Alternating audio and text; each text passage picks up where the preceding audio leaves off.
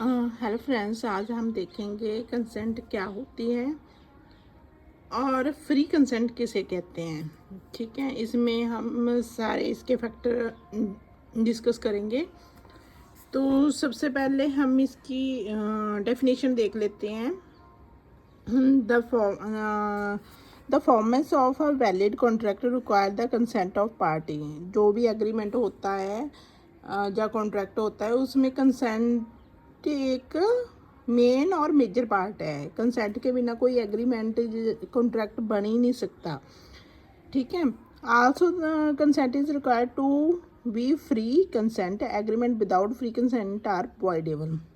ये भी उसके साथ ज़रूरी है कि कंसेंट है वो जो फ्री होनी चाहिए। फ्री मतलब वो दूसरे बंदे ने कंसेंट जो दी है वो उसने अपनी मर्जी से, पूरे अपने दिमाग से लगा लो, या जो उसकी सारी कंडीशन है उसने दिल से दिमाग से मान के उसको कंसेंट दी है, उसको फ्री कंसेंट बोलेंगे। What is consent? Section 13 of the Indian Contract Act 1872 define. Section 13 क्या कहता है कि consent क्या है? It says that two or more person are said to consent when they agree upon the same thing in the same sense. वही किसी चीज़ पे agree होते हैं, सेम चीज़ थी, चीज़ के ऊपर, सेम उसके फैक्ट के ऊपर, सेम दोनों सेम ही समझते हैं और उसके बारे में उनकी सेंस सेम है। मतलब ये नहीं है कि एक ने रोड बनाना है दिल्ली से लुधियाना और एक ने बनाना है दिल्ली से चंडीगढ़ को। मतलब उनके फैक्ट उनके अकॉर्डिंग सेम होने चाहिए, उसको बोलते हैं सेम सेंस। अब इसको और हम एलेबोरेट करते हैं। Above definition shows that agreeing upon the same thing in same sense is consent. There is no any difference between the parties in their mind in respect of identity of parties, subject matter and nature of transaction of contract. It is also called conscience and idiom. ठीक है, उनका same sense होनी चाहिए, same fact होने चाहिए उनके दिमाग में, तभी वो कंसेंट होती है, फ्री होती है और ऊपर उनके ऊपर किसी चीज़ का दबाव नहीं होता एक्सेप्ट करने के टाइम पे। ठीक है, ये एक केस है, ये आप लोग ना नोट करके पढ़ लेना। अब फ्री कंसेंट किसे कहते हैं? As we have seen above, a valid contract require consent and such consent should be free consent. Section 14 of the Indian Contract Act 1872 define free consent according to its consent is said to be free when it is not caused by. अब 13 में consent को define किया हुआ है और section 14 में किया हुआ है फ्री कंसेंट को। फ्री कंसेंट कब होती है? जब ये following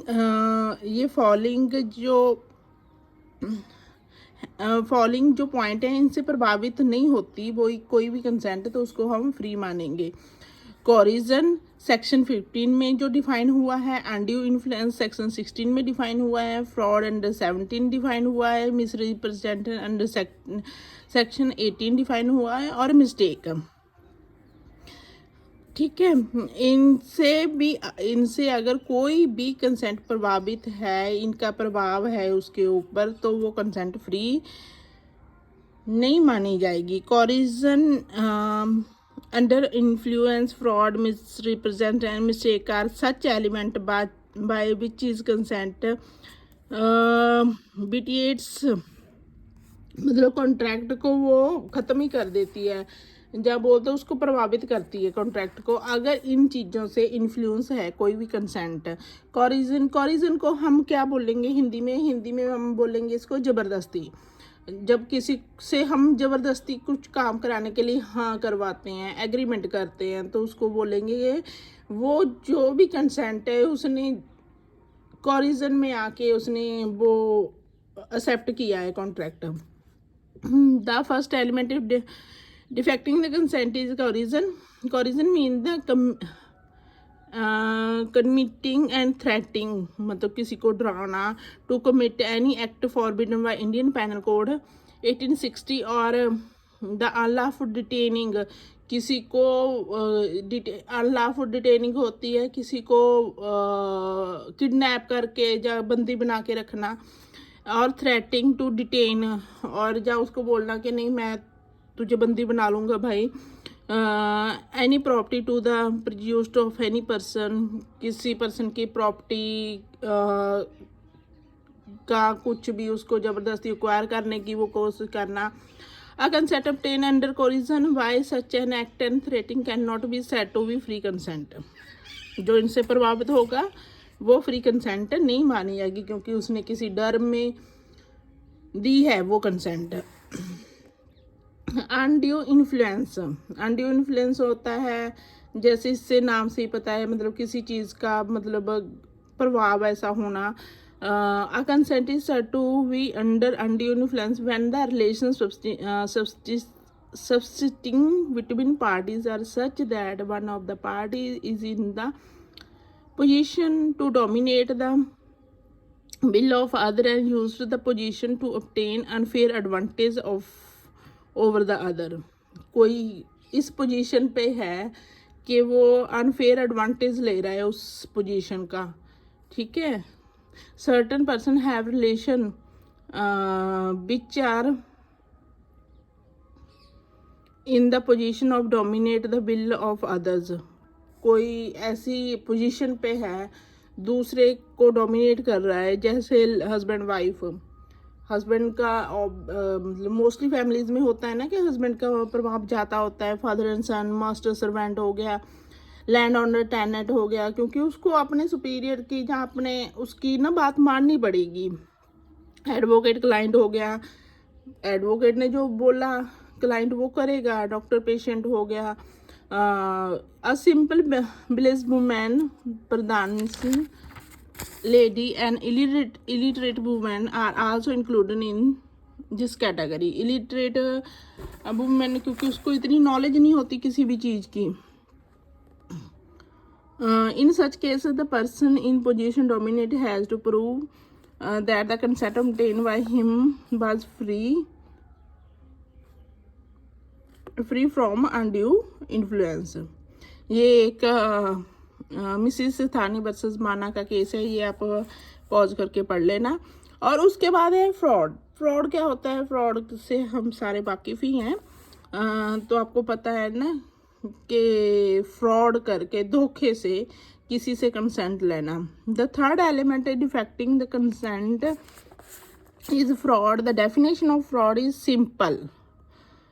any person with the intention to deceive, conceal any true fact। छुपाना, लुकाना, मतलब जो असली फैक्ट है उसको छुपा ही लेता है। To obtain improper advantage is a fraud, ठीक है।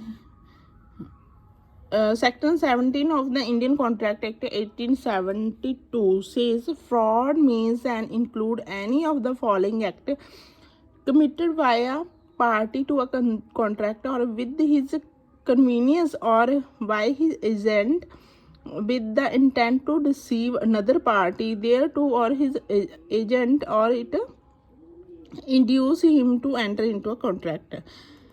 The suggestion as to fact of that which is not true by one who does not believe it to be true, ठीक है। The suggestion as the fact as to a fact of that which is not true. जो उसका fact है जो true नहीं है। By one who does not believe it to be true, मतलब जिसको उसके बारे में पता नहीं वो उसको ट्रू मानेगा। Active concealment of the of a fact by person who has knowledge और बिलीफ ऑफ द फैक्ट। जिसको बिलीव था, नॉलेज थी, वो फैक्ट छुपाना। Promise made with any intention of performing it. ये परफॉर्म मतलब ये प्रॉमिस करना कि ये मैं पार्ट इसका परफॉर्म करूँ, बाद में वो बंदा करे ना, लेकिन उसने तो कॉन्ट्रैक्ट कर लिया ना।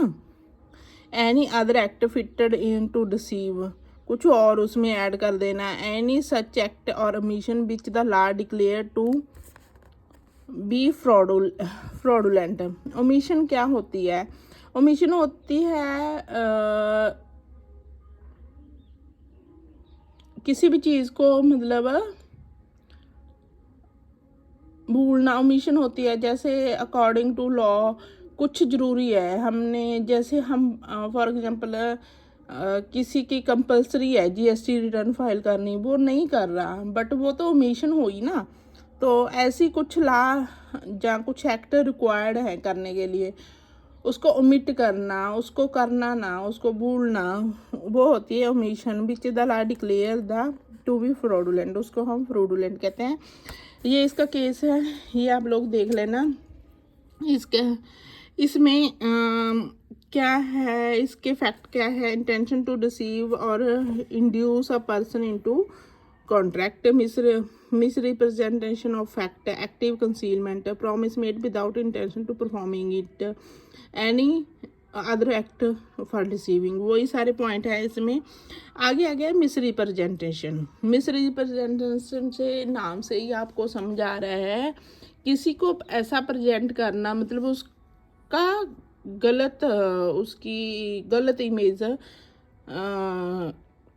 सामने लेके आनी, उसको बोलते हैं misrepresentation. The fourth element vitiating the frequent set is misrepresentation. It is the somewhat different from fraud. ये थोड़ी सी फ्रॉड से डिफर है, ठीक है, क्योंकि उसमें भी देखो कुछ फैक्ट वगैरह छुपाए जाते हैं। इसमें भी section 18 define misrepresentation means and include the positive assertion in a manner not warranted by the information of the person making it, that which is not true through he believe it to be true। मतलब उसमें था कि उसको लगा कि वो सच है, इसको नहीं है, इसको नहीं लग रहा कि वो सच होगा।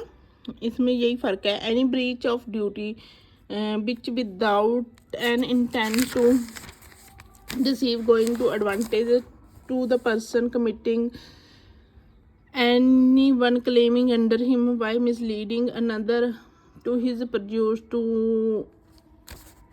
the prejudice of anyone claiming under him, मतलब कुछ ड्यूटी ओबे ना करना, मिसलीड करना, इसमें सारा ये कुछ ये है, किसी को मिसलीड करना। Causing how innocently a party to an agreement to make a mistake as to substance of the thing which is subject to of the agreement, causing however innocent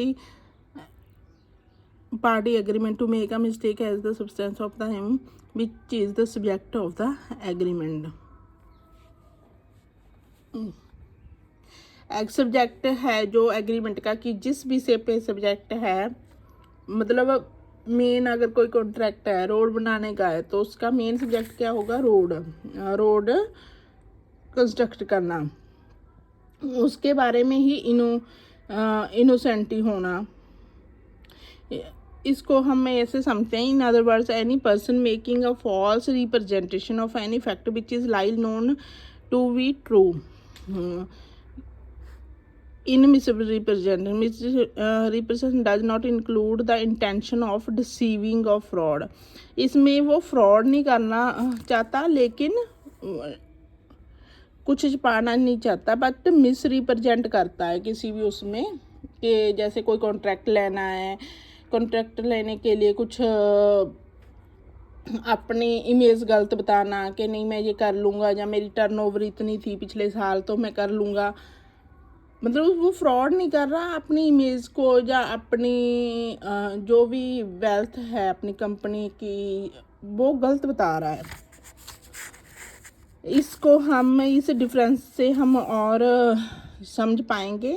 ये डिफरेंस है फ्रॉड और misrepresentation, क्योंकि fraud और misrepresentation के जो point हैं ना वो सिमिलर लग रहे हैं। तो इसको हम कैसे डिफ्रेंशिएट करेंगे? जो फ्रॉड है, फ्रॉड में जो कंटेन हो वो इस इंटेंशन से होता है, कुछ छुपाया जाता है, इंटेंशन है, लेकिन इसमें कोई ऐसी इंटेंशन नहीं होती, उसमें इंटेंशन होती है फ्रॉड में। द फ्रॉड में क्या होता है, the fact are alter with the intention to deceive the other person. ठीक है, अदर पर्सन से डिसीव करना होता है, कुछ अल्टर करने के, अल्टर करते हैं कि अदर पर्सन से कुछ पाया जाए। इसमें no such thing is misrepresentation, any fact is presented to other as such where it came out not to be true. ठीक है, the defaulter person has the knowledge of truth, जो defaulter होता है वो सच्चाई जानता है। Miss representation में क्या है, वो the defaulter person has no knowledge of the truth.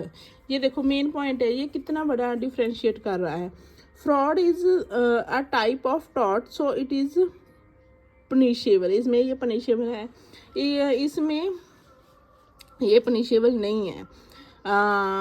Miss representation, contract by fraud can be rescinded and compensation can be demanded. इसमें क्या होता है, कॉन्ट्रैक्ट तोड़ दिया जाता है, कंपनसेशन भी मांगी जा सकती है। Contract by misrepresentation can only rescinded, वो ख़त्म किया जा सकता है, but compensation can not be demanded, उसमें कंपनसेशन नहीं मिल सकती, जज वो डिमांड नहीं कर सकता।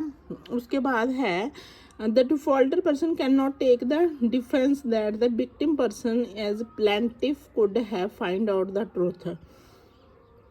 मतलब वो डिफेंस नहीं ले सकता इस बेस पे कि